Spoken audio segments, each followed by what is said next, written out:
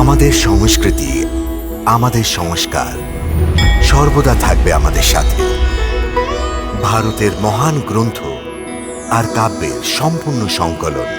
Subscribe করুন তিলক। আমি কি করব মায়াবতী? মায়াবী এবং প্রলয়াসুরের হত্যা করে ওই গোয়ালা পুত্ররা আমার ক্রোধের অগ্নিকুণ্ডে ঘি ছিটিয়ে দিয়েছে, আর সেই জন্য আমার ক্রোধ আরো বেড়ে গেছে। অর্থাৎ আপনার শক্তি আরো বেশি বেড়ে গেছে। এই শক্তির অপব্যবহার করবেন না। নিজের ক্রোধকে সঠিক দিশা দিন একে।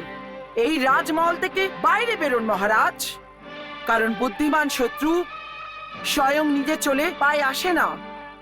সাপকে মারতে হলে ওর গর্ততে হাত ঢোকাতে হয়।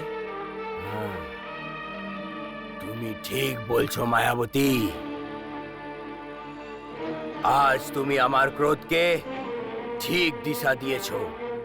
কৃষ্ণের সাথে মায়াবী শক্তির বরাবরই আমার মায়াবী দানবরা করতে পারবে না। এখন আমি স্বয়ং শত্রুদের রাজমহলে প্রবেশ করে ওর পুত্রকে হরণ করব, আর তোমার সম্মুখেই গোয়ালা বংশের এই প্রদীপকে নিভিয়ে দেব।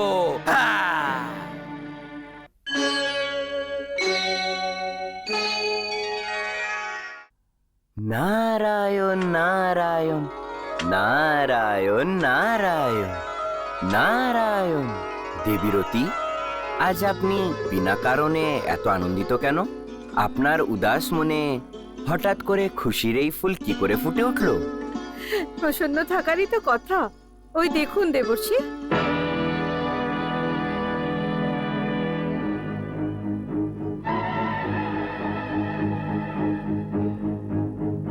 দেখতে পাচ্ছেন তো ওই সমরাসুরকে?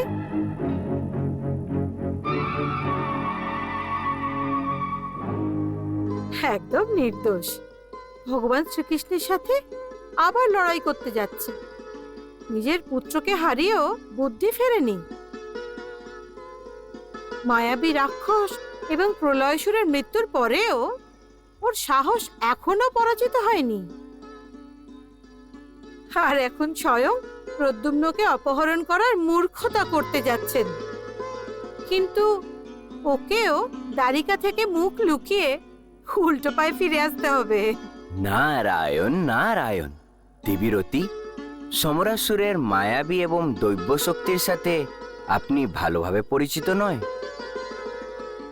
হাজার হাজার দৈত্য এবং রাক্ষসদের মৃত্যুর পর এই ধরনের ভয়ঙ্কর রাক্ষসের জন্ম হয়। আপনি ওনার মায়াবী শক্তিকে কম বলে মনে করবেন না। এই ধরনের মায়াবী শক্তি তো মায়াবী রাক্ষস আর প্রলয়সুরের কাছেও ছিল মুনিবর। তাদের অন্তিম দশা তো আপনিও দেখেছেন, কিভাবে পিঁপড়ের মতো ওদের পিষে মেরে ফেলা হয়েছে। নারায়ণ, কারণ ওদের দুজনার কাছে দিব্য অস্ত্রের ওই শক্তি ছিল না যা অসুররাজ সমরাসুরের কাছে আছে। দিব্যাস্ত্র? সমরাসুরের কাছে দিব্যাস্ত্র শক্তি আছে? কোথা থেকে পেয়েছেন উনি এই শক্তি? কি করে পেলেন এই অস্ত্র? কে দিয়েছে এই বর? নারায়ণ নারায়ণ, বলছি দেবী বলছি। আপনি ব্যাকুল হয়ে একটি প্রশ্নে কয়েকটি প্রশ্ন করছেন।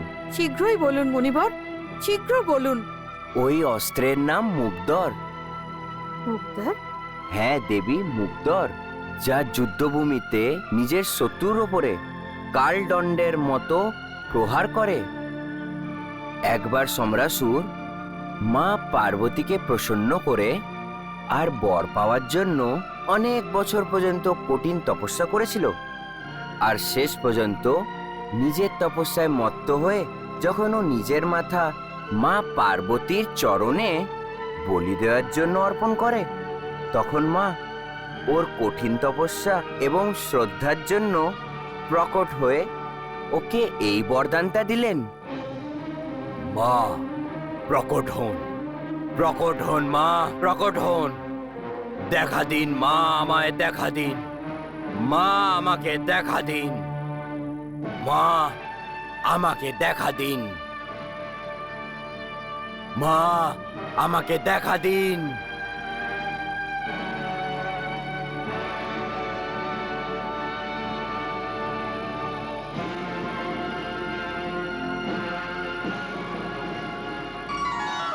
পুত্র, দাঁড়াও। প্রণাম মা। আয়ুষ্মান ভব। মা, আপনি তো আমাকে আয়ুষ্মান হওয়ার বর দিচ্ছেনই, তাহলে আমাকে এমনও বর দিন যাতে আমি যতদিন জীবিত থাকি যেন সর্বশক্তিমান হয়ে জীবিত থাকি। দুর্বল হয়ে যদি লম্বা আয়ু পেয়েও যাই তাহলে কি লাভ? চাও পুত্র, তুমি বরদানে কি চাও আমার থেকে?